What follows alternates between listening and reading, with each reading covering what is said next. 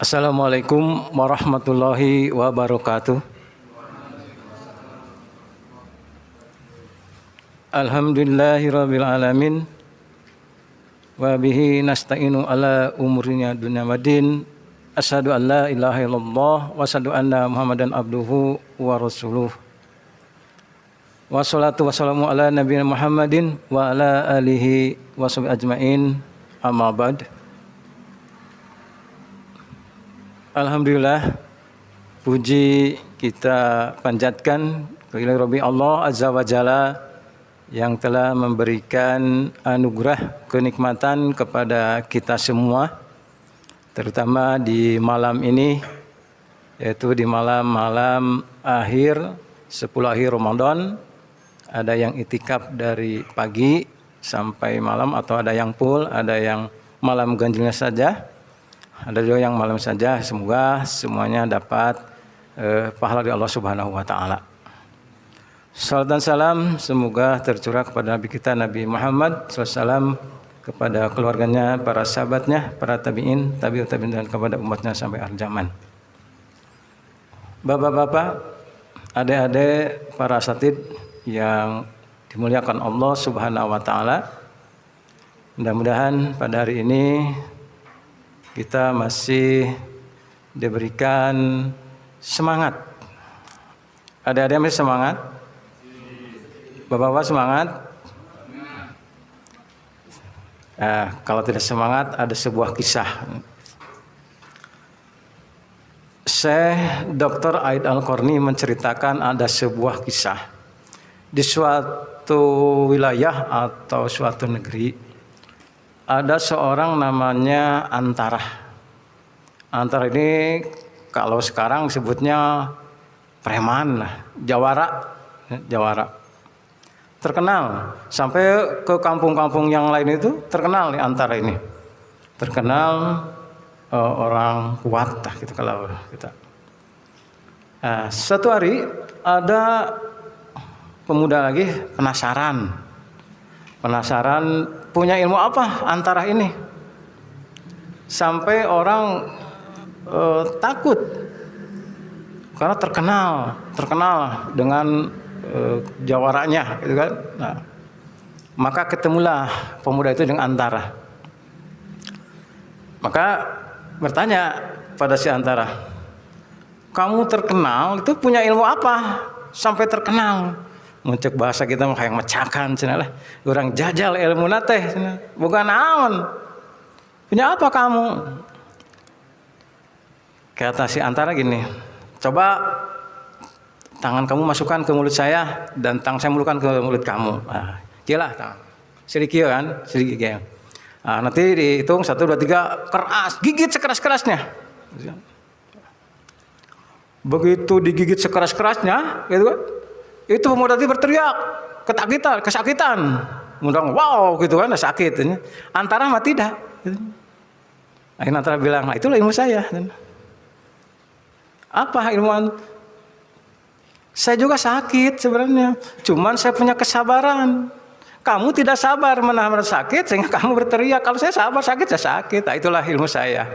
Jadi kita di sini perlu kesabaran, apalagi menjelang Lebaran, Idul Fitri. Wah, ini bergejolak. Jangan dikira pikirannya udah ke rumah, hatinya sudah sholat Id, yang kemana-mana.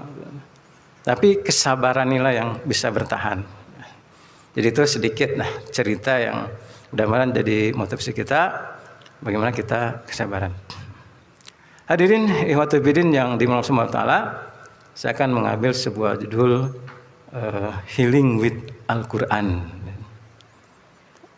Ini judul sebenarnya untuk apa? Memancing aja lah, memancing para tulab, para asatid dan sebagainya. Tapi ada sebagian yang kurang senang juga. Ada orang yang juga senang dengan istilah-istilah. Seperti ada psikologi itu ada yang enggak senang di antara. Tapi ini yang senang mangga, yang senang juga terserah.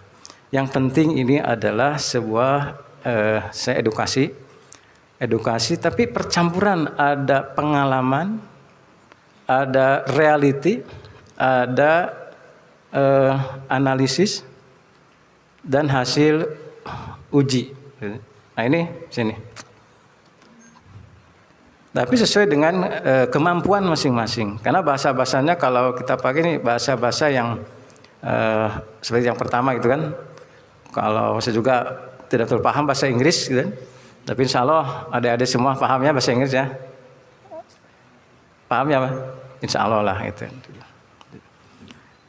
Jadi ini berawal. Saya membuat judul ini sebenarnya tadinya mau buat sebuah buku. Ini buku. Nah, kesikinya sudah, daftar isinya.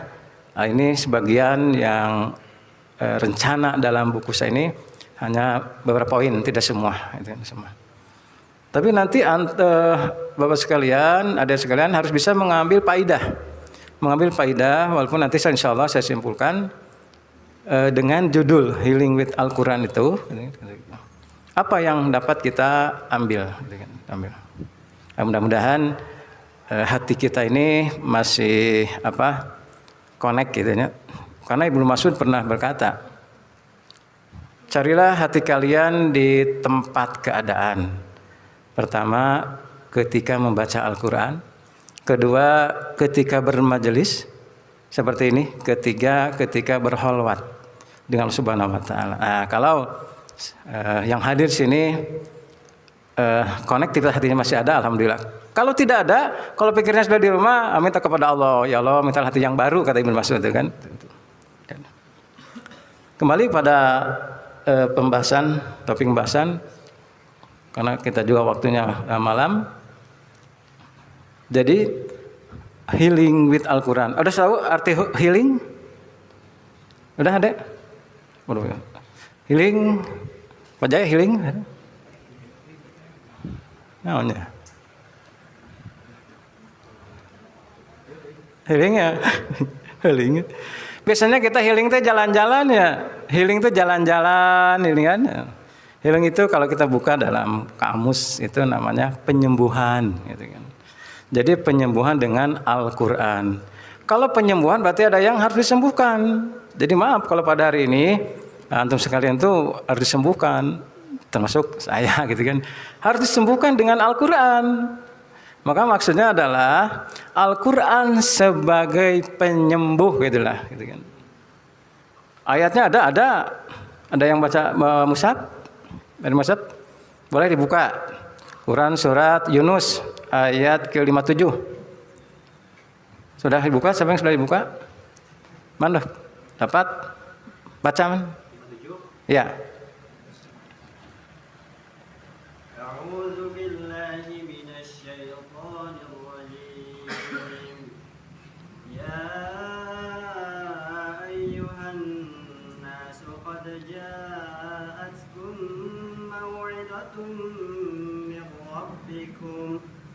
وشفاء لما في الصدور وهدى ورحمة للمؤمنين.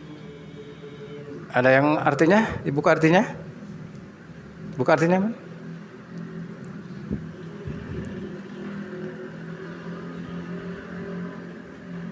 Biar gak ngantuk. Artinya?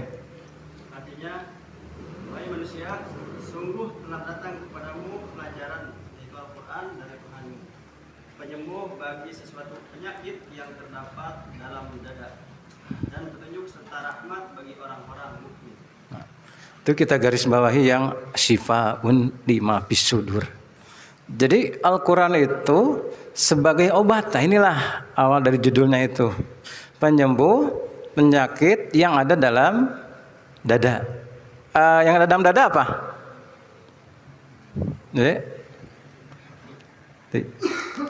Jadi di dalam dada itu ada hati. Mungkin terlepas dari perbedaan pendapat antara ahli bidang agama dengan kesehatan itu beda pendapat. Hati itu mungkin ada berbeda pendapat. Hati di mana adanya? Mungkin ada berbeda pendapat kan.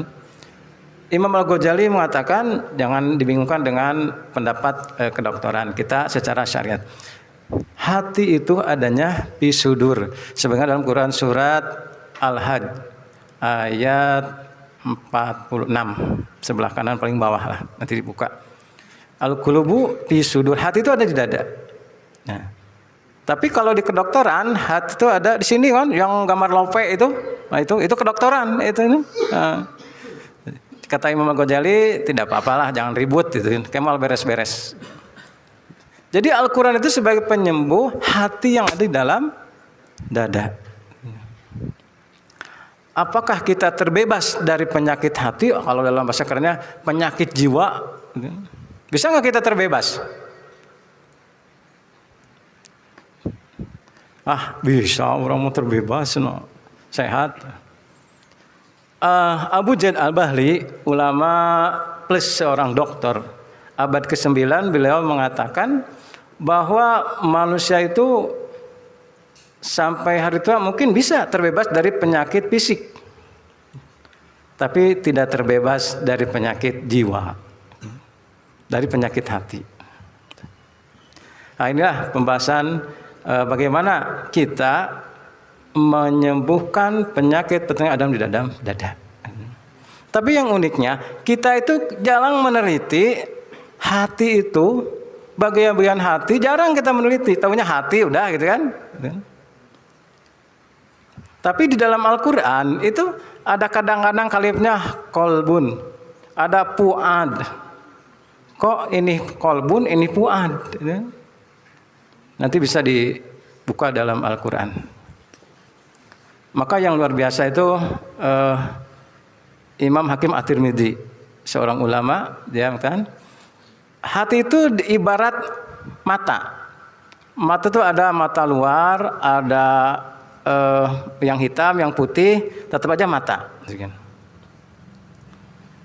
Maka hati itu ada bagian-bagian hati. Itu dalam Al-Quran ada. Ada yang paling luar namanya sodar, dada. Paling dalam lagi ada kolbun, hati. Setelah hati ada puad, ada hati sanubari. Di bawah lagi ada lubuk hati, hati yang paling dalam. Karena kan ada istilah hati yang paling dalam itu mengakui. Secara ini menolak, tapi hati lemah merasakan. Tadi penyakit-penyakit yang ada di dalam hati tadi, maka itu bisa disembuhkan dengan Al-Quran. Tapi tidak sesimpel itu. Tadi kita sudah tahu hati, sebagaimana dalam sebuah hadis yang diriwayatkan oleh Bukhari Muslim, bisa dibuka dalam hadis Arba'in. Ala wa inna fil jasadi mudghah. Idza salahat jasadu kulluh. Wa idza fasadat jasadu kulluh. Ala wa ya al-qalbu. Ingatlah, sesungguhnya di dalam jasad manusia itu ada segumpal daging. Idza salahat, kalau daging itu baik, maka fasadat kulluhu, jasadu kulluhu, jasadnya akan baik. Jadi hatinya sehat, jasadnya akan sehat. Tapi sebaliknya kalau hatinya rusak, berpenyakit, maka jasadnya akan sakit. Ternyata adalah kolbun. Tapi kita jarang meneliti, jarang merasakan kita sakit. Kalau bilangnya kalau disakiti oleh orang baru bilang, ini sakit hati, gitu kan? Gitu.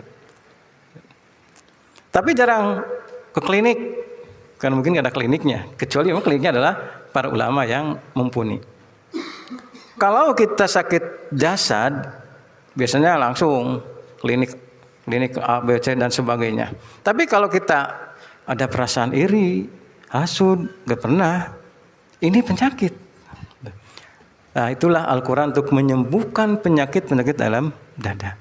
Tapi yang luar biasa nanti, penyakit jiwa berpengaruh pada penyakit fisik. Itu nanti selanjutnya.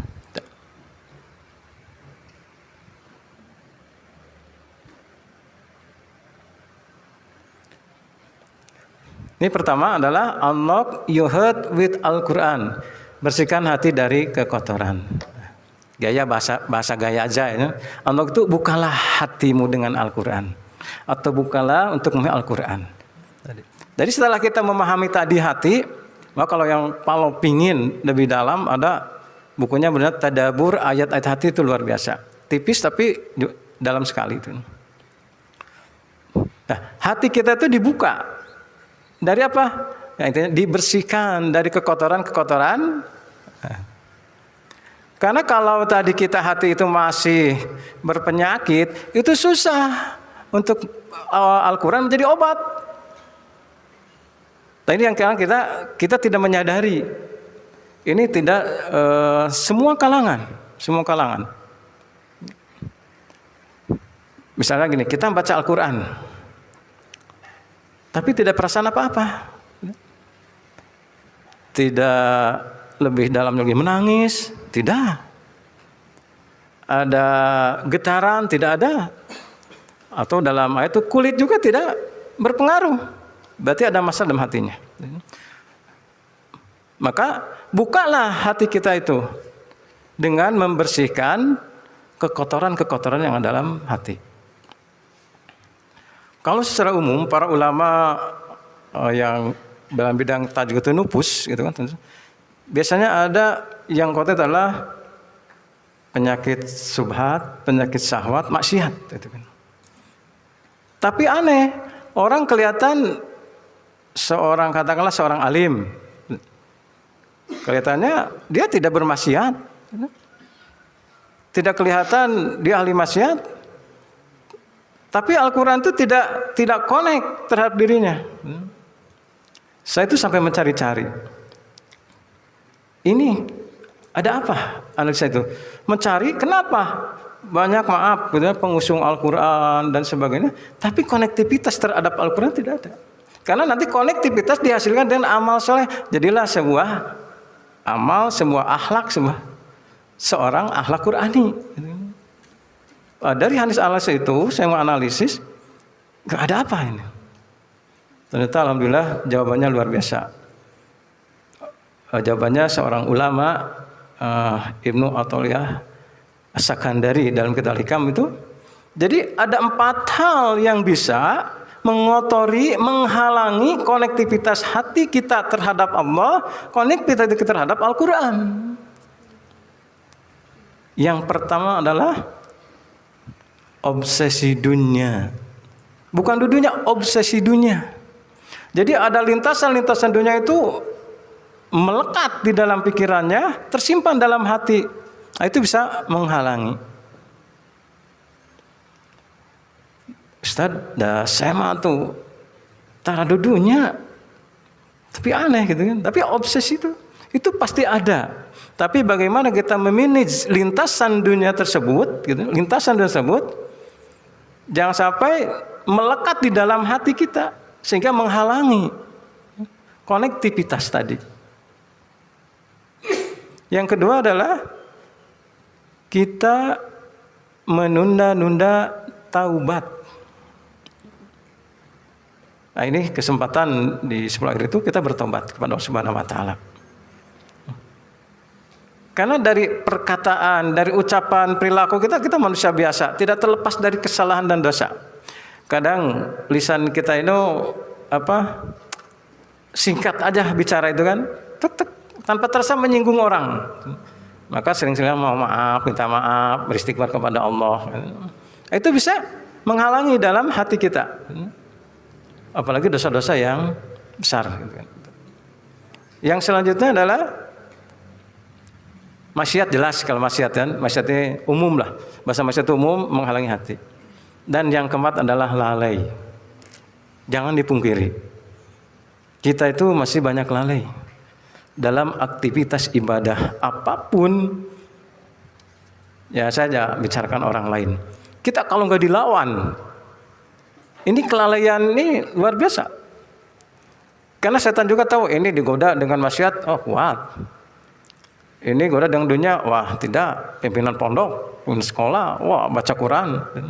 Dicari celah-celah, dicari celah. Itu dengan lalai. Bisa dibuktikan? Bisa, tapi jangan yang ditiru. Di sini saya ngalami.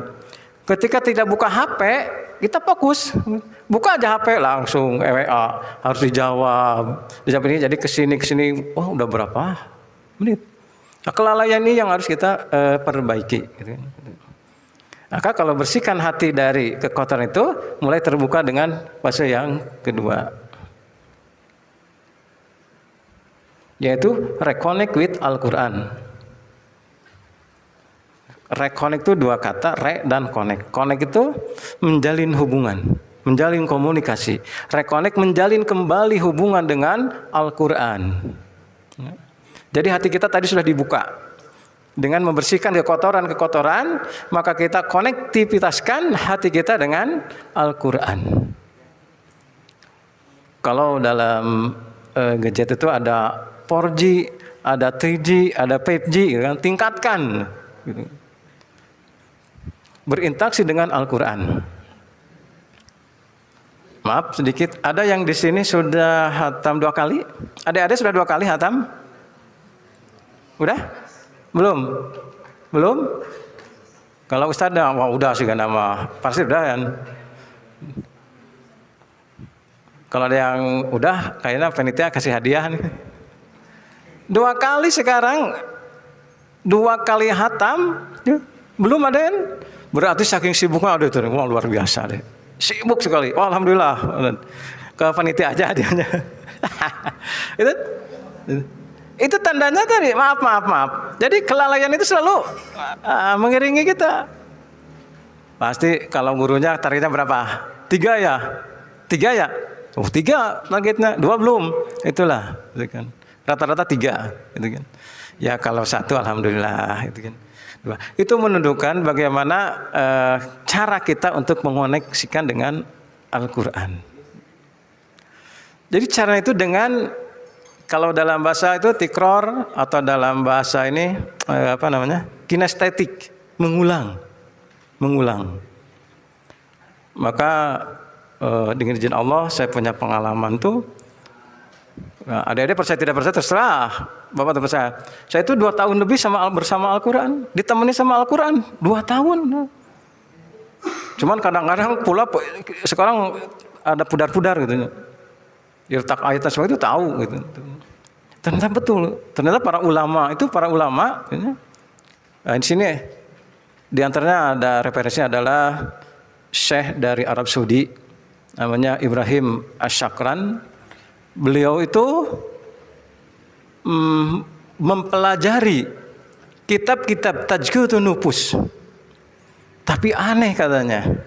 Kok faedahnya ada, tapi kok tidak membekas dalam jiwa. Kata beliau ini ya, bukan saya, beliau gitu kan. Akhirnya dia mencari, tapi ternyata setelah mengoneksikan dengan Al-Quran, ketemulah ketenangan jiwa itu. Terbukalah hatinya. Sampai saking penasarannya, Syekh Ibrahim Ash-Shakran itu keliling ke Eropa, meneliti orang-orang mu'alaf yang masuk Islam lewat Al-Quran. Di sini ada nanti keajaiban Al-Quran. Jadi kalau kita terkoneksi itu, kalau semua kacidah itu sudah. Apalagi di bulan Ramadan ini luar biasa. Kita mau tentu dengan sering berinteraksi. Maka ada sampai kalau sudah tidak mampu membaca atau pelong lihat gitu kan. Itu menunjukkan bagaimana kita untuk mengonekkan, menjalin hubungan kembali dengan Al-Quran. Kalau sudah nanti tikro terus, maka nanti akan terbukalah hati kita itu. Tadi kata Ibnu Ash-Shakran. Sampai dia mengungkapkan sebuah kisah yang terdapat dalam Al-Quran. Masa benda mati saja bisa connect dengan Al-Quran? Percaya nggak, Dedek? Percaya nggak? Percaya, harus percaya. Bisa dibuka dalam Quran surat Al-Hasyr. Ayat belah kiri itu paling atas. Bagaimana sebuah gunung terkonektivitas dengan Al-Quran? Temu? Lau anzalna hadal Quran. Baca. أعوذ بالله من الشيطان الرجيم لو أنزلنا هذا القرآن على جبل لرأيته خاشعا متصدعا من خشية الله وتلك الأمثال نضربها للناس لعلهم يتفكرون. Artinya, seandainya kami turunkan Al-Quran ini kepada sebuah gunung, pasti kamu akan melihatnya tunduk terpecah belah karena takut kepada Allah Subhanahu wa taala. Perumpamaan-perumpamaan itu kami buat untuk manusia agar mereka berpikir. gunung saja tunduk, patuh, takut kepada semata dengan Al-Quran. Ini benda mati. Ini benda mati. Jadi yang beliau saya ini katakan itu untuk sebagai perbandingan.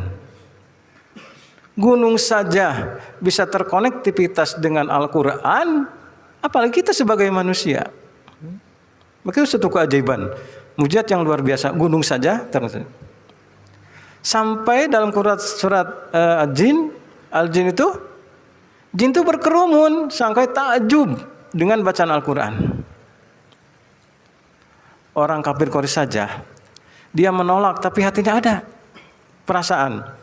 Jadi kisahnya malam-malam ada 3 tokoh kafir Quraisy. Kalau salah Abu Jahal, terus Asnab ibnu Suraik, gitu kan, dengan Abu Sufyan.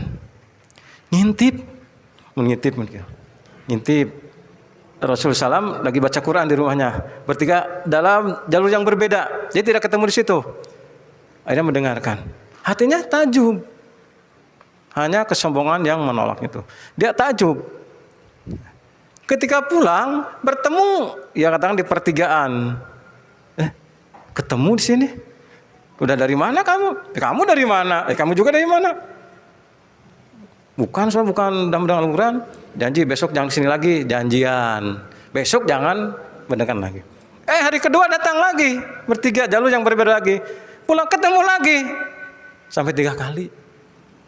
Itu menunjukkan keajaiban Al-Quran luar biasa. Di sini Abu misalkan tuh tadi ingin kita itu betul-betul terkonektivitas, karena manfaatnya luar biasa nanti. Sebelum nanti masuk di Al-Quran sebagai penyembuhnya.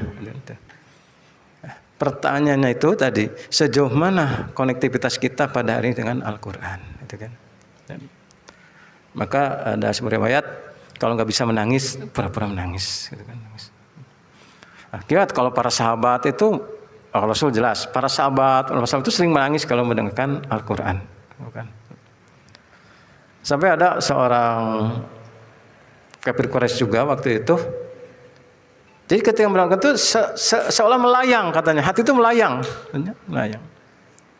Banyaklah keutamaan di antara nanti bisa teman-teman para asatidz juga adik-adik sekalian dibuka. Dan kalau mau rujukannya boleh, saya beli qadarullah lebih dari 10 kalau salah, 10 buku tentang Al-Quran, healing with Al-Quran, Quranic healing dan sebagainya. Cuma dicari kesimpulannya saja. Kalau untuk banyak kan beli, inilah kesimpulan aja. Walaupun mungkin tidak terlalu mewakili.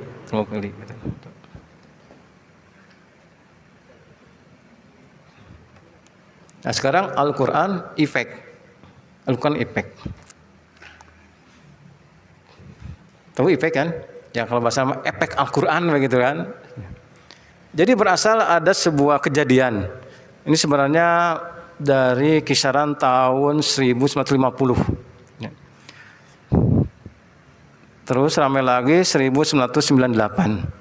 Jadi ada penelitian, ada sebuah musik yang namanya Mozart Effect, itu bisa mensimulasi otak, bisa mencerdaskan otak. Pokoknya luar biasa. Sampai penelitian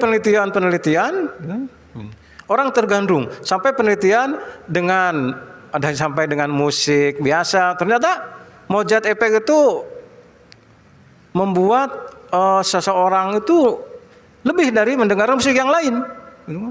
Maka gandrunglah pada waktu itu dengan mojad efek. Tapi qadallah dari Muslim meneliti, ternyata itu adalah hoak. Ternyata itu hoak. Setelah diteliti kesininya sahabat Malus ini, ternyata tidak ada apa-apa. Maka lahirlah orang Muslim itu dengan Al-Quran. Maka dengan Al-Quran maka ada judulnya itu mojad efek PS Al-Quran efek, gitu kan. Nah, maka di situ mendengarkan bacaan Quran itu mampu meremajakan sel-sel tubuh. Jadi sel-sel tubuh yang sudah tidur itu bisa meremajakan kembali. Aku dulu saya punya guru, dia sudah membuat buku namanya Pengaruh Tilawah Terhadap Kesehatan. Bukan promosi, tapi saya jualan juga gitu kan. Tapi itu luar biasa. Jadi kalau Al-Quran baru didengarkan saja, itu sudah membuat sel-sel gitu. Dan kalau didengarkan kepada ibu yang lagi hamil, itu berdasarkan penelitian itu bisa menstimulasi otak, menambah kecerdasan otak si bayi. Itu namanya Al-Quran efek. Sehingga nanti memang sudah lewat lah, mojad efek sudah itu tidak dipakai lagi. Tapi mungkin sebagian masih ada orang-orang dengan musik tadi. Al-Quran ini lebih luar biasa. Kalau kita gali lebih dalam itu dengan Al-Quran itu, masya Allah gitu. Itu keajaiban, kemujatan Al-Quran.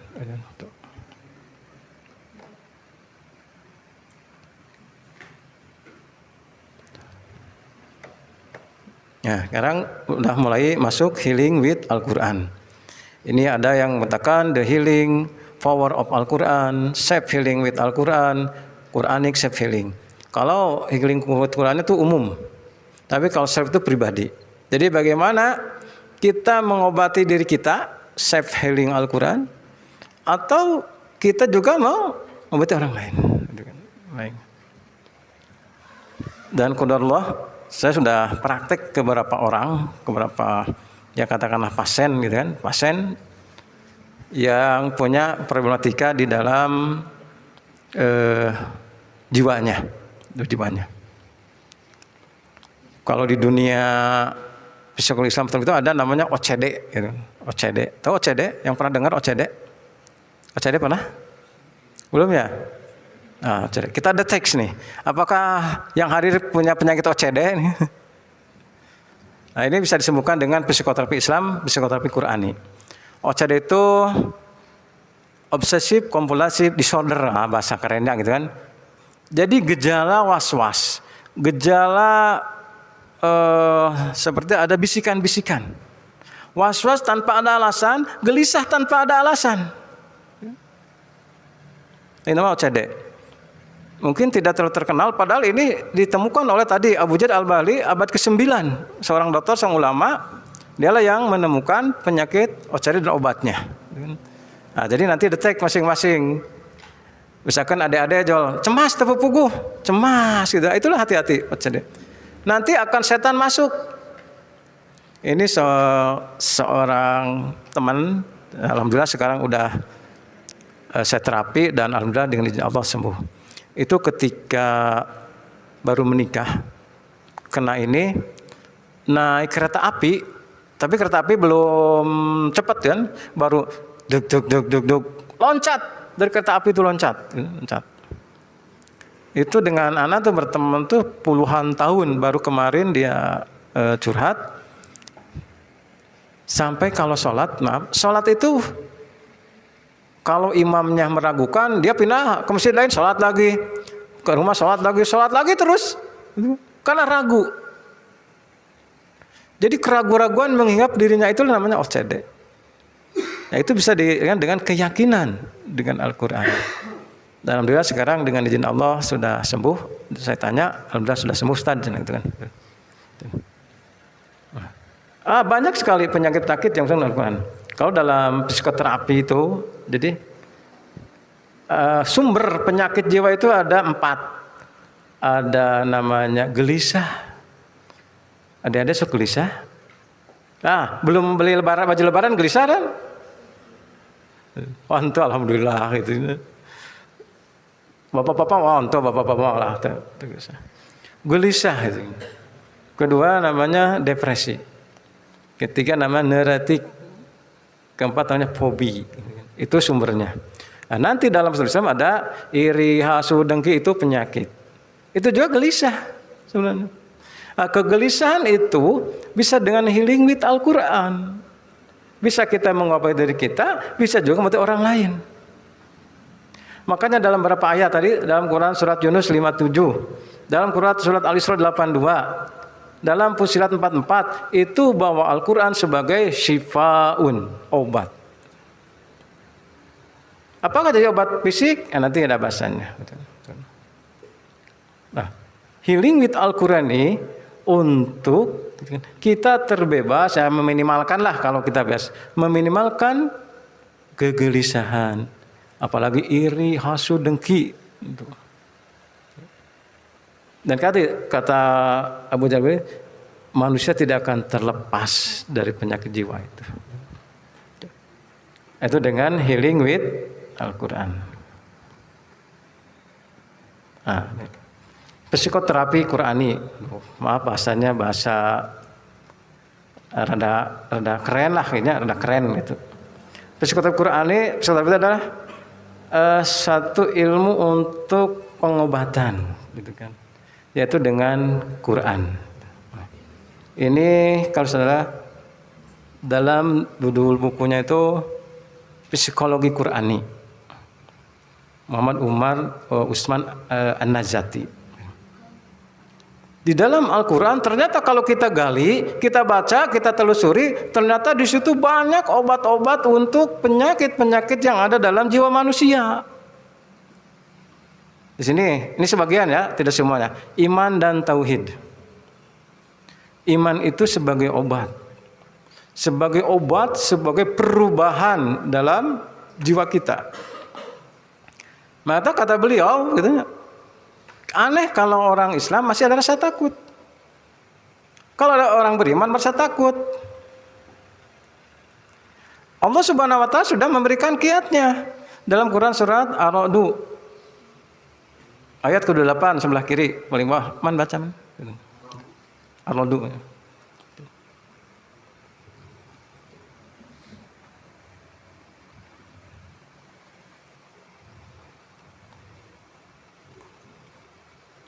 Ayo ketemu.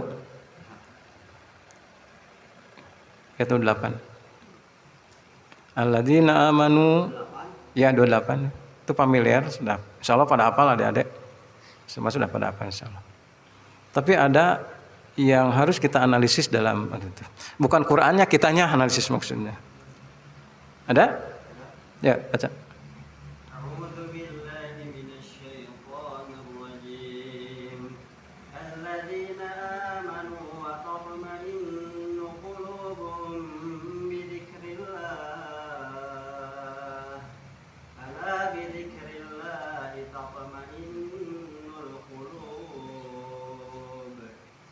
Artinya? Yaitu orang-orang yang beriman dan hati mereka menjadi tentram dengan mengingat Allah. Ingatlah bahwa hanya dengan mengingat Allah hati akan selalu tenang. Nah, itu obat yang luar biasa. Orang yang beriman itu seharusnya tenang dengan ingat kepada Allah, dengan berdiri kepada Allah. Tapi realitanya banyak orang beriman, tapi hatinya tidak tenang ketika menghadapi problematika kehidupan. Maka satu pertanyaan besar, maka kata Usman Najati ini bahwa semestinya tidak boleh takut dengan urusan dunia itu. Kenapa? Karena orang beriman itu sudah yakin dengan itu, dengan berzikir-zikir aja nih tenang. Jadi kalau kita belum punya uang untuk berlebaran, berzikir aja biar tenang. Tenang aja, yang penting tenang. Karena maaf, ini ada saya belajar namanya pengobatan hormon. Langsung saya mulajamah ke orang Madura ahlinya. Ada hormon namanya hormon kebahagiaan, namanya endorfin. Hormon kebahagiaan itu dibentuk ketika ketenangan dan kebahagiaan di dalam diri kita, maka hormon endorfin keluar, maka imun tubuh itu akan melawan penyakit yang masuk. Maka kemarin waktu pembahasan Ustaz Ramdan itu ada korelasi itu dengan senyum. Senyum itu menunjukkan kebahagiaan. Karena suatu ekspresi yang logis. Ada yang susah senyum gitu. Hehehe, kunaon susah atau ya? Kan karena bahagia. Ketika ngobrol bahagia, senyum, kan? Nah, kalau ternyata tadi senyum memberikan kebahagiaan, maka tadi hormon apa yang meningkat, maka dia akan sehat. Maka kalau kata maaf sekali, kalau kita sering kena penyakit, itu tinggal introspeksi diri, mungkin kita kurang bahagia, itu. Dari sisi mana aja bahagia itu. Walaupun hakikat bahagia tadi, hakikat bahagia ketika bersanding dengan Al-Quran, bersanding dengan syariat. Kalau hubungan bahagia dengan dunia itu relatif, semu. Tapi bahagia dengan Al-Quran itu yang akan menjadi sehat. Dan itu saya langsung mulajamah kepada ahlinya. Dan saya praktekkan. Alhamdulillah. Saya tidak kedekatan emosionalnya. Saya bisa tanya ke anak saya. Saya jarang sakit dengan izin Allah, bismillah. Padahal dulu ketika masih lajang, awal itu sering sakit, tipes gitu kan. Tapi alhamdulillah dengan seringnya bahagia dan membahagiakan orang. Maka rahasia sedekah itu menyehatkan tadi. Obatilah dengan sedekah itu, kita jangan malu. Ada sebuah buku namanya Power of Giving. Kalau bahasa letternya bahagia dengan memberi. Jadi kalau kita bersedekah bukan dari 1 juta ke 100 tinggal 800 nah. Tidak bahagia kalau itu. Ketika kita berbahagia udah membahagiakan orang. Maka konsep saya itu sering kalau ada orang ke rumah kita bahagiakan, walaupun tidak dengan sungguhan sebagainya, tapi dengan obrolan yang membahagiakan. Dan itu bisa dibuktikan dan itu memang ada teorinya. Boleh juga baca bukunya Jadul Akbar juga ada, gitu kan. Karena kalau kita tadi gelisah, tidak bahagia, maka yang keluar ada namanya hormon kortisol. Hormon kortisol hormon nanti kegelisahan, penyakitan begitu kan. Itu banyak hormon kortisol. Maka ada sedikit korelasinya, Rasul melarang tidur setelah subuh. Karena itu akan membangkitkan hormon kortisol yang menyebabkan sakit. Ada juga hormon serotonin. Serotonin khusus yang rumah tangga. Maka Rasulullah menganjurkan nikah. Sekarang ada yang belum menikah. Maaf tadi belum nikah teh. Itu kebahagiaan yang belum menikah, yang itu berbeda. Sekarang nih, ada suatu keluarga, dia punya anak, mungkin sudah 3 atau 4 atau 1. Ini belum punya anak. Kira-kira yang belum punya anak bahagia tidak? Dan saya lagi mengobati yang belum punya anak, cuman pasiennya kadang ngeguh kadang henteu gitu kan. Saya tanya, antum bahagia? Enggak tuh Ustaz, tetap aja pikiran. Gitu. Tapi yang punya anak itu ketika kita pulang kerja anak kecil luar biasa bahagianya. Kebahagiaan itu kalau itu nanti namanya hormon serotonin.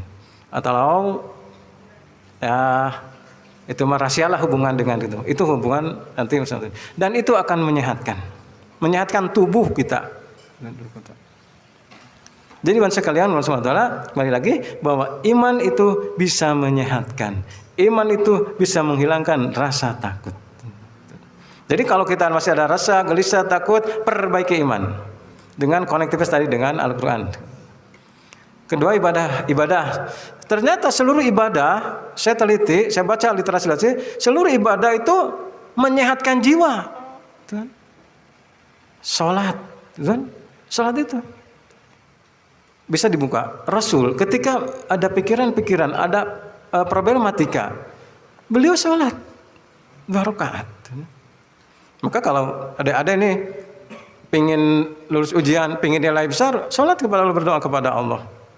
Semua juga. Saya punya pengalaman yang waktu itu belum begitu dalam belajar. Nah, kalau tidak di Pangalengan, tahulah Pangalengan tuh. Pangalengan saya berenam salah punya masalah dengan satu kampung. Itu kita sudah dikurung sama satu kampung tuh. Semua teman-teman stres, wajahnya sudah pucat. Itu naluri saja, saya itu naluri waktu itu. Sholat lah, sholat 2 rakaat. Kodolo kita pulang, ternyata yang mau itu namanya ngepung lah itu, mereka areanya di terminal. Ternyata bis itu penuh, jadi lewat itu kan, itu. Ya itu ada peristiwa lah gitu waktu itu. Tapi alhamdulillah dengan sholat itu. Maka dari sekalian, jangan pernah ninggalkan sholat dan perbaiki tambah dengan sholat sunat.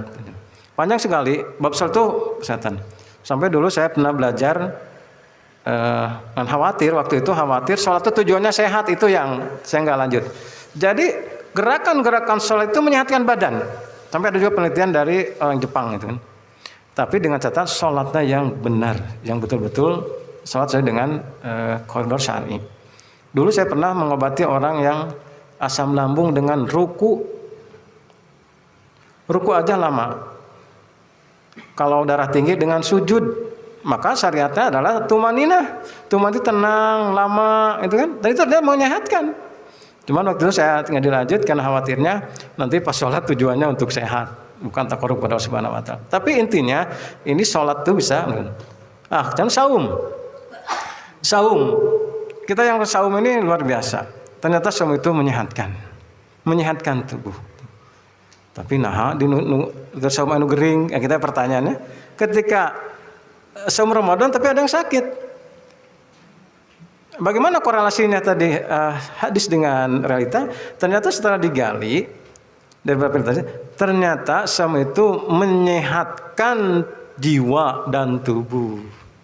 Jadi kalau tubuh sakit tapi jiwanya sehat. Sebenarnya sabar jelas tadi. Kita bersabar dengan berbagai problematika hidup, dengan apa yang kita lakukan, sabar itu bisa menjadikan obat, gitu kan, obat. Mudah. Kuna undang sabar gitu kan. Tapi betul sabar menjadikan obat. Yang ketiga ada namanya psikosomatik. Psikosomatik itu hubungan antara penyakit jiwa kepada penyakit fisika inilah. Tadi ini ditemukan oleh Abu Zaid Al-Bahili, ulama plus doktor abad ke-9. Inilah beliau yang menemukan psikosomatik. Biasanya kalau kita berobat jarang dikasih tahu secara psikis, kejiwaan, kecuali yang mungkin khusus dokternya.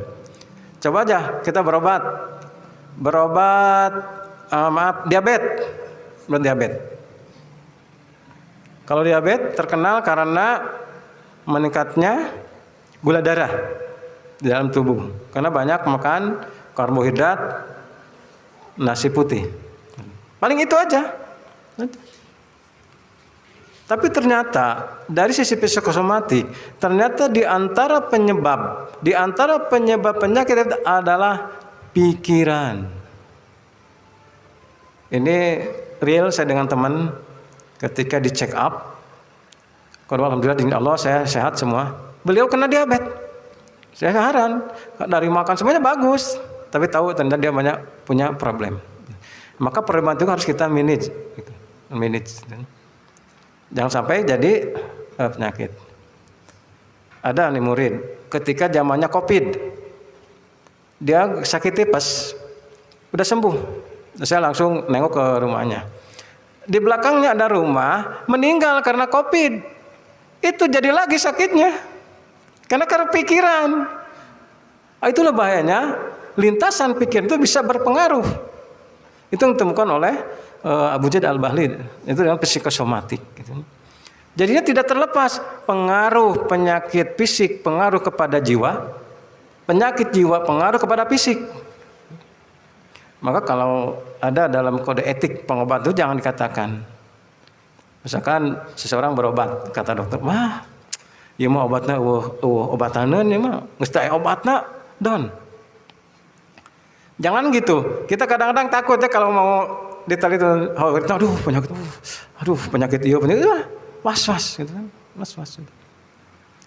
Malah teman saya saksinya Ustaz Abu Jaki itu pernah juga nih saya bawa gitu, dibawa ke rumah Ustaz Sadikin gitu, mau berobat psikoterapi ya. Ternyata nggak tahu sebetulnya, ternyata sembuh dia mau berobat itu, pengen tahu aja. Tapi dalam buku itu psikosomatik umum itu menyembuhkannya hanya 40-60% kesembuhannya. Bahkan ada yang lebih sakit lagi, lebih parah lagi. Ketika saya ngantar, maaf Ustaz Abu Jaki saya antar, saya yang pusing waktu itu. Ditanya sama ininya, sama apa? Dokter-dokter yang praktek itu bukan di satu. Ini kenapa? Nah saya jadi yang bisa sakit atas saya ini gitu kan. Padahal beliau yang berobat. Tapi itu mah cerita ya. Aslinya mah nanti di belakang gitu. Nah, itu psikosomatik. Nah, artinya hati-hati. Jadi penyakit jiwa bisa pengaruh kepada penyakit fisik, penyakit jiwa tadi gelisah.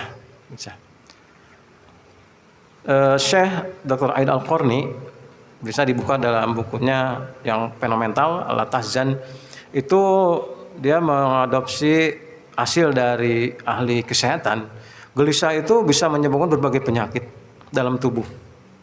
Dalam tubuh banyak, ada abses gitu. Yang terkenal lah, yang terkenal misalkan lambung, penyakit GERD, gastritis, penyakit liver, itu muaranya dari pikiran juga. Itu dari pikiran. Maka kalau para pengobat, para terapis biasanya diceknya dengan 3. Pola pikir, pola makan, pola istirahat. Biasanya pola pikir yang mendominasi. Nah, itu dengan psikosomatik. Nah, ini sebagai wawasan kepada kita, ya, kita merasakan lah gitu kan. Merasakan, maka hati-hati. Tapi tadi kita benteng dan keimanan. Jadi ketika mendengarkan, coba. Ketika zamannya pandemi, itu orang banyak yang sakit itu bukan karena terserang penyakitnya, karena terpikirkan, khawatir kena penyakit itu. Yang penting itu adalah bagaimana kita memperkuat iman dan akidah. Sekarang kalau di pikiran, peperangan Iran, Amerika, Israel, kalau kita baca itu, wah nanti bagaimana kalau nyasar ke Indonesia gitu kan. Wah, kemana-mana pikiran itu kan. Sakit nanti gitu. Tugas kita dekatlah kepada Allah, berdoa kepada Allah, kuatkan iman kita, kuatkan ketauhidan kita. Gitu aja tugas kita. Dan mengalahkan pikiran oke itu. Gitu. Tadi psikosomatik Qurani, tadi psikosomatik itu gambarannya. Ini sebagai edukasi.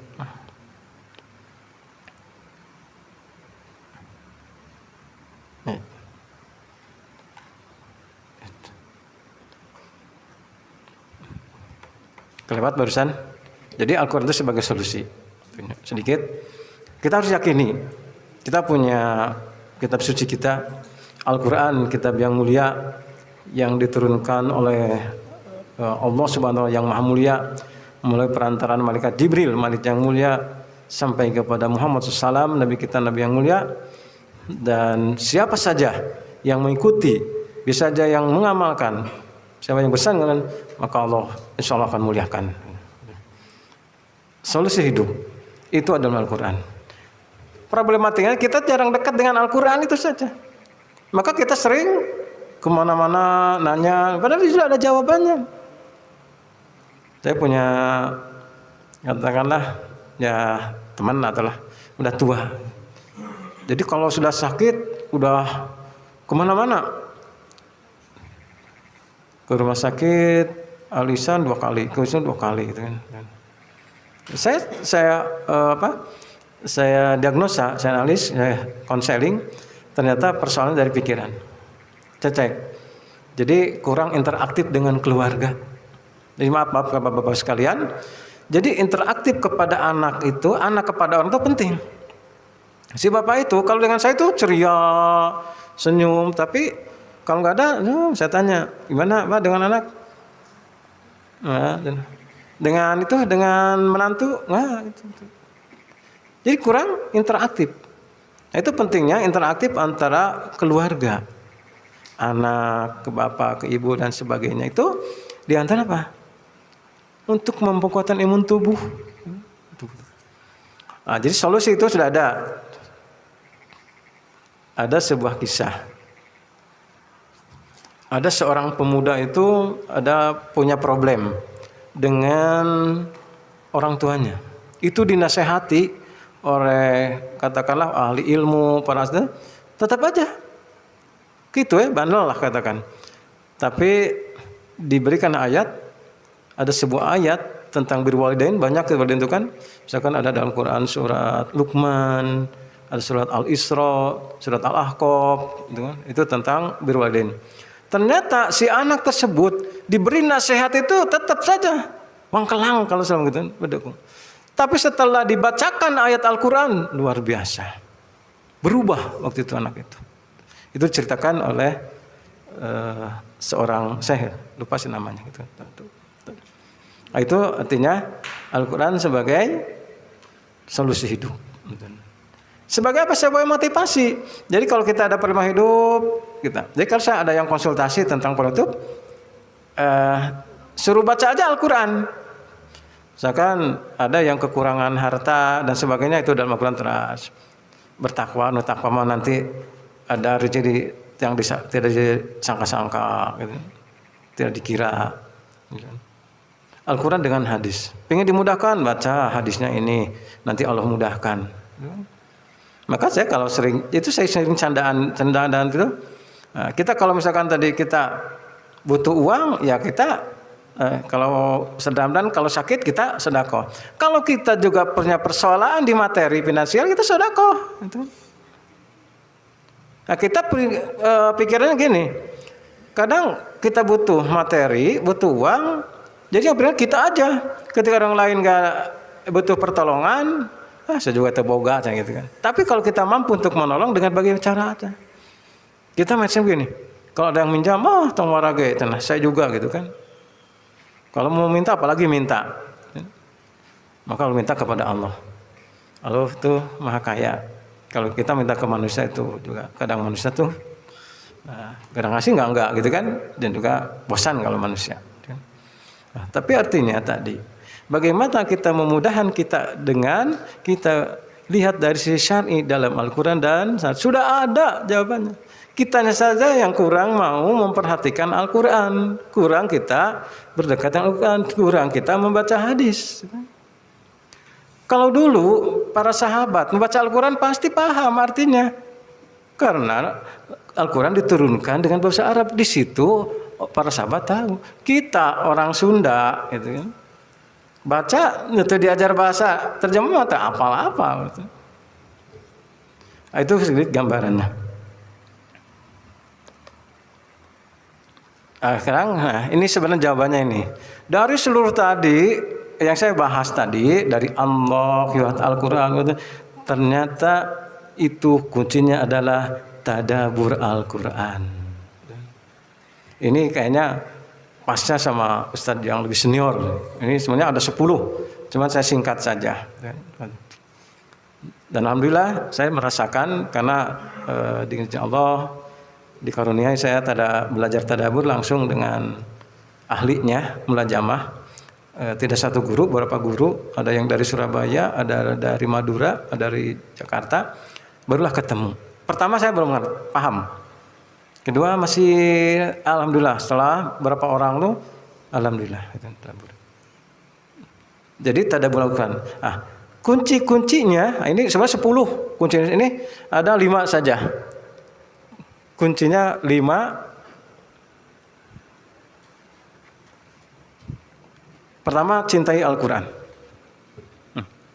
Cinta, ini sudah tahu, sudah masuk ranah cinta. Belum ya? Cinta itu kalau dalam bahasa Indonesia kita melekat. selalu dekat, selalu ada dalam benak kita. Ya kalau mungkin maaf, ada dia mah jangan ditiru ya. Dulu orang-orang tua dulu yang tidak pesantren, tidak itu biasanya namanya pacaran. Ya. Itu mah orang yang tidak ngaji. Ya. Nu ngaji mah belah, gak boleh. Gitu kan. Itu kalau punya pacar itu kan terlintas dia teh, gitu kan. Ningali dinding, wah, ketingali si Neng gitu kan. Ningali kursi, wah terus ya itu. Terlintas terus, walaupun jauh, gitu kan. Ya. Sebegitu dia memperlakukan Al-Quran. Jadi kita bisa tadabbur Al-Quran kalau kita sudah cinta kepada Al-Quran. Apakah ujuk-ujuk cinta? Tentunya ada proses. Cinta itu tadi adanya di hati. Nah ini korelasinya saya nggak bahas lagi. Yang pertama, bukakanlah hati kita, bersihkan dari yang fatal tadi. Maka kita akan mencintai Al-Quran. Kedua, membaca Al-Quran dengan menghadirkan hati. Tahsin, tajwid, tartil ini ada hubungannya dengan kemarin. Korelasinya sekali. Belajar tahsin, belajar tajwid, belajar tartil.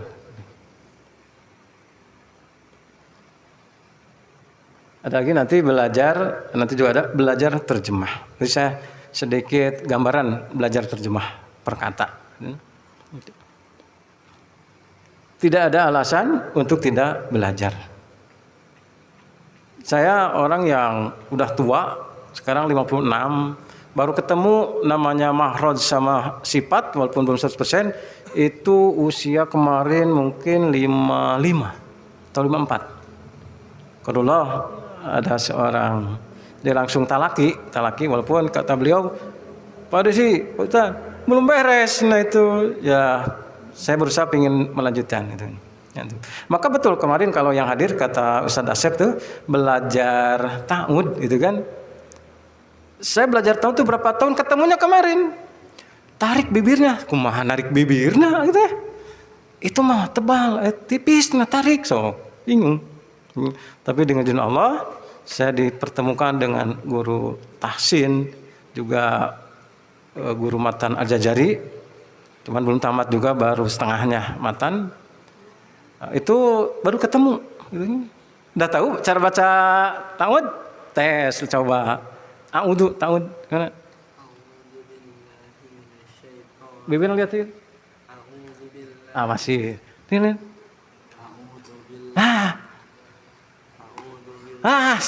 Salah nih. Titik di atas itu huruf tipis. Dan nanti tuh ada bujakin nantinya. Gitu. Kalau nggak ditarik bibirnya a'udhu jadi do, tapi a'udhu. Tipiskan dulu. Memang kalau yang sudah paham nggak kelihatan, tapi untuk pelatih mah tarik dulu aja karena nama latihan. Contoh renang, kalau mau latihan angkat ininya jangan segini, tarik aja gitu. Itu baru ta'ud. Maka wajar memang kalau belajar itu gitu. Nah, tergantung metode gurunya. Dan alhamdulillah saya ketemu setelah tuh masa udah 50 lebih katanya. Kalau ada kan masih muda, masih banyak kesempatan. Belajar taswin, tajwid dan tartil, jangan tergesa-gesa. Ketiga, menjadikan Al-Quran sebagai hizb, amalan tauhid harian. Sebelum ada hizb yang sekarang itu para sahabat sudah mengotak-kotak hizb. Tapi kata seorang ulama, hizb yang sekarang itu kadang tidak sesuai katanya. Dulu para sahabat yang lebih muda itu hijabnya diakhiri dengan akhir-akhir satu surat. Jadi jelas. Contohnya ada yang mengajar nih. Maksudnya jadi 30 dibagi 2. 1 hari setengah. Jadi pas akhir surat itu. Itu diulang-ulang. Maka disebut dengan wirid harian. Wirid itu diulang-ulang. Jadi adik Bapak sekalian, nah, kita sama-sama bagaimana, dan kalau jujur mah kita belum hijab ya. Tanya aja deh, belum hijab gitu. Sekarang aja kan baru 2, ada yang belum, gitu kan? Kalau hijab maaf saya waktu itu walaupun nomor 3, ya alhamdulillah bersyukur. Yang pertama 1 hari 30 juz, 1 kali khatam. Kedua 15 juz 1 hari. Padahal seri ketiga 10 dan luar biasa. Ketika satu hari 10 itu diulang, udah terlintas tergambar Quran surat Al-Baqarah tentang apa, Quran surat Anas tentang apa, sudah terlintas karena seringnya. Maka hijab itu dengan para sahabat itu berulang-ulang. Nah, ketika berulang, itulah akan menyentuh hati. Tidak bisa sekali. Apalagi kita baca dengan artinya, sampai kita tahu. Dan saya bisa mengecek ada kesalahan dalam terjemah, ada yang mengecek dalam tulisan resem Al-Quran waktu itu. Orang lain nggak ngeh. Sampai heran, kok Pak Dia bisa tahu? Ini karena sering. Maka kalau sering itu akan ketemu tentang zikir Quran surat apa gitu kan. Nah, adik-adik harus hafal Quran ayat-ayat tentang berbuat baik kepada orang tua, berwalidain. Kira-kira yang hafal surat apa saja tentang berwalidain? Ada yang hafal? Quran surat apa? Ada? Belum ya? Wah, ini nanti harus. Penting. Nanti gambarannya baca Quran surat Luqman. Kiri ada atas sedikit, itu kan.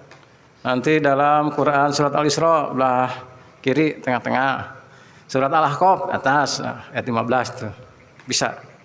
Searching aja sekarang mau di Google daripada sekolah-sekolah udah ayat-ayat tentang birrul walidain nanti keluar gitu kan. Tapi karena tadi hijab tadi wirid harian diulang itu tanpa salah ketemu oh ini semuanya. Maka nanti untuk tadabbur itu lebih mudah. Mencermati setiap kata dan kalimat. Kalau teman saya bilangnya gini, dia mau tadabbur. Dipelong gitu. Katanya teh pelong, kalimatnya dipelong gitu. Maka akan menemukan. Kalau tidak dilihat, tidak dicermati, tidak akan menemukan suatu. Banyak dalam Al-Quran itu kalau cermati itu, kok ini seperti ini, tulisannya seperti ini. Ada lam jajem, adanya lam taku. Nah taku, dah kudu nama takun. Banyak yang aneh. Ada alaihu, kudunya alaihi, alaihu. Banyak. Itu ada kandungan yang luar biasa. Makanya sering kita dicermati, diamati setiap kata itu, setiap kalimat. Nah, itulah nanti kita buka untuk tadabbur. Tentunya memahami maknanya dan kandungannya. Tadi kita harus belajar terjemah.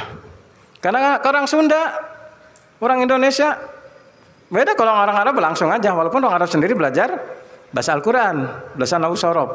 Intinya tetap nanti kita yang adik-adik, kalau yang kita mampu kita belajar Nahwu Shorof. Tapi saya ajarkan satu metode menghafal terjemah. Dan mungkin tidak terlalu familiar kalau di kabupaten. Saya di kota sampai ke Indramayu tuh lumayan pesertanya sampai 60 gitu. Nah, karena di terkenalnya training pengurusan jenazah. Padahal saya punya metode terjemah perkata. Plus nanti sekarang dimodif jadi sampai tadabbur. Kita buktikan. Jadi ada 4 level. Kalau yang pertama nama cara menterjemah. Kalau kedua cara menghafal terjemah dengan cepat. Kalau tidur malam kita cukup berapa? Ke-1. Kita bersyukur jadi orang Indonesia. Guru saya alhamdulillah langsung mulajamah dapat sertifikat dari beliau dan untuk terjemah perkata. Cuma saya modif dengan metode namanya memori otak bawah sadar. Saya didatangi sama guru. Ini Ustaz pakai naon deui cenah. Saya dialog, oh boleh katanya. Siap. Jadi 2 metode saya padukan.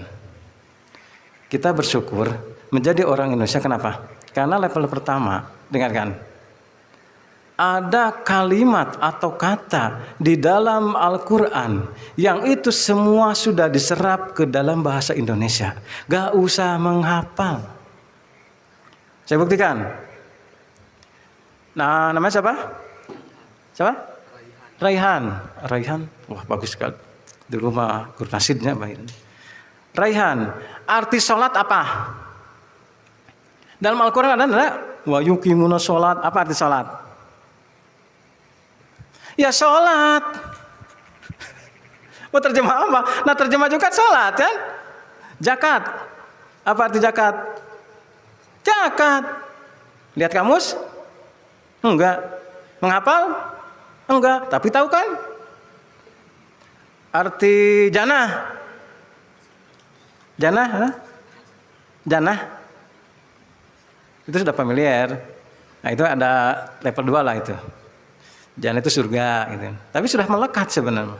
Banyak dalam Quran itu setelah dipresentasikan itu 1/4 Al-Quran terjemahnya itu sudah diadopsi oleh bahasa Indonesia. Kita jadi ringan. Ya ayyuhalladzina amanu, naon amanu? Iman tuh hafal. Banyak gitu. Nah, nanti sedikit yang jarang tapi sudah tahu, misalkan ba'da, qobla, itu sudah familiar. Dan itu tata usaha itu 1/4 Al-Quran itu sudah diadopsi oleh bahasa Indonesia.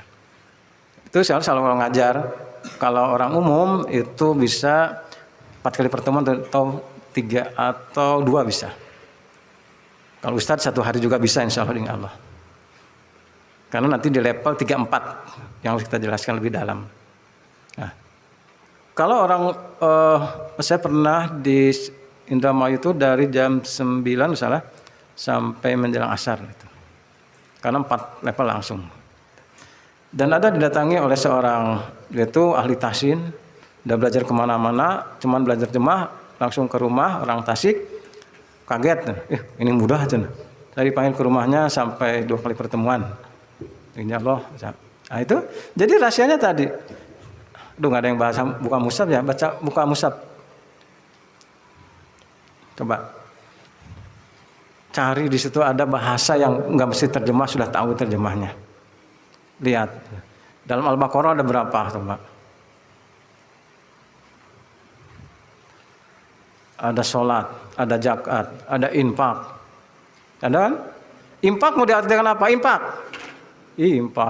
Ya, mereka yang menginfak.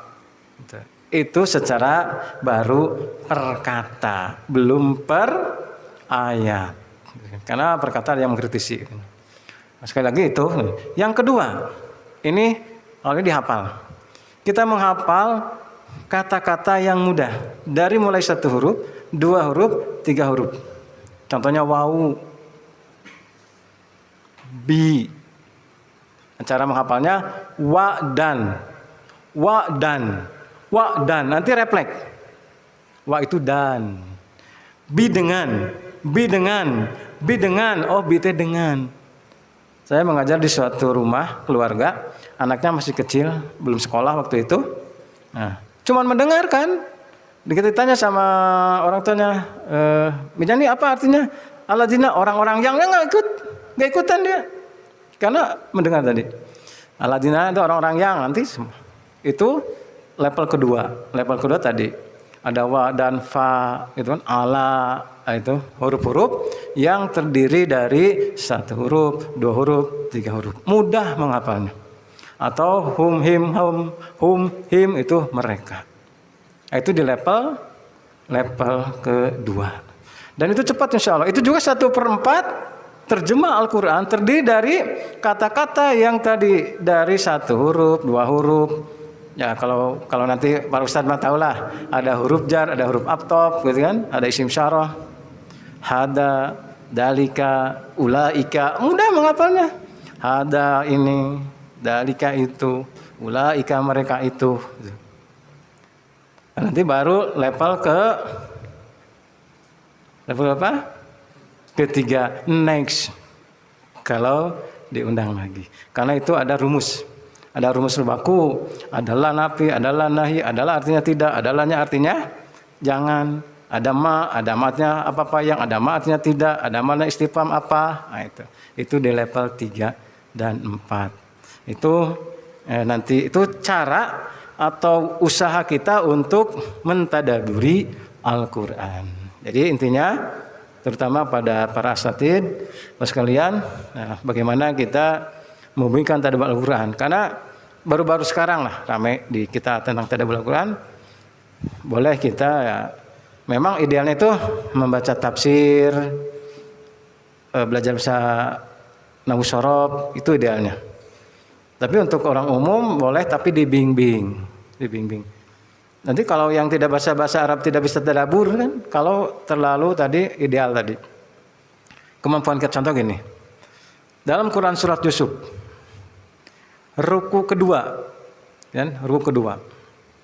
Dalam ruku kedua diceritakan bagaimana perencanaan saudara-saudara Nabi Yusuf untuk membunuh, betul kan? Pernah baca kan? Nah. Tapi ada seseorang, seseorang dari mereka itu mengatakan jangan dibunuh, buang ke dalam sumur. Nah, bagaimana kita cara mentadabur? Kita ambil intisarinya. Nah, itu kalau kita lihat itu dari pertama, jangan hasud.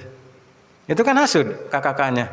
Kalau hasud apa bahasanya? Perencanaan, membunuh kan, itu kan. Itu kalau kita yang masih belajar tapi dibimbing. Ada bisa nanti perkata yang ideal lagi dengan ahli-ahlinya gitu. Maka tetap harus belajar ke yang sudah paham. Karena jangan dipaksakan, nanti ada yang nggak paham jangan gitu kan. Itu yang disampaikan Bapak sekalian, para asatid yang saya hormati, juga adik-adik yang saya cintai. Itu sekilas tentang healing with Al-Quran. Artinya mengedukasi keajaiban Al-Quran dari beda sisi, kan?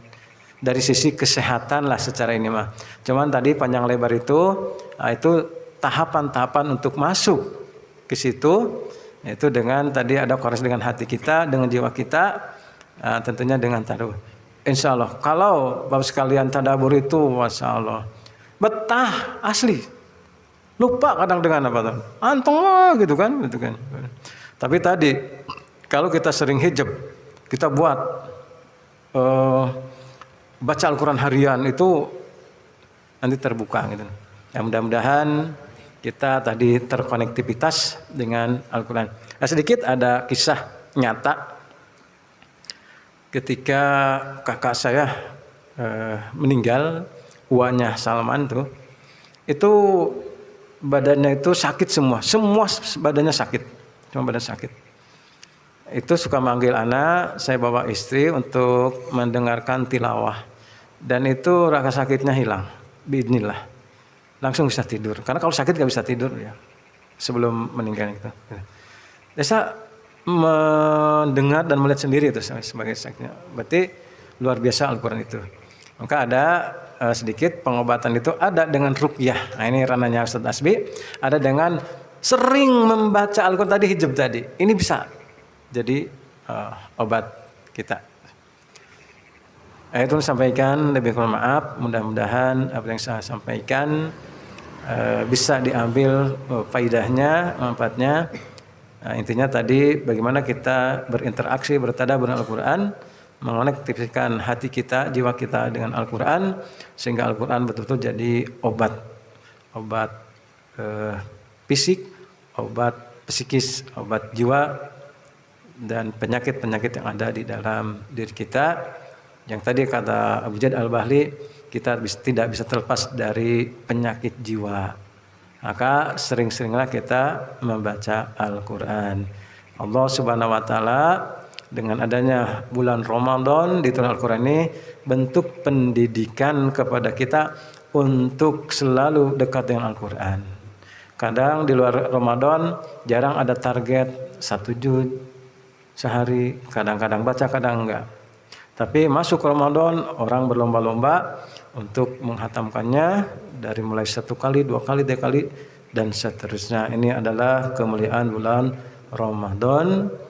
Nah, kita berdoa kepada Subhanahu wa Ta'ala untuk dimudahkan untuk berinteraksi dengan Al-Quran. Sekali lagi mohon maaf yang sebesarnya, kalau ada kekeliruan, kesalahan mohon dimaafkan oleh semuanya. Akhirul kalam, barakallahu fikum. Wassalamualaikum warahmatullahi wabarakatuh.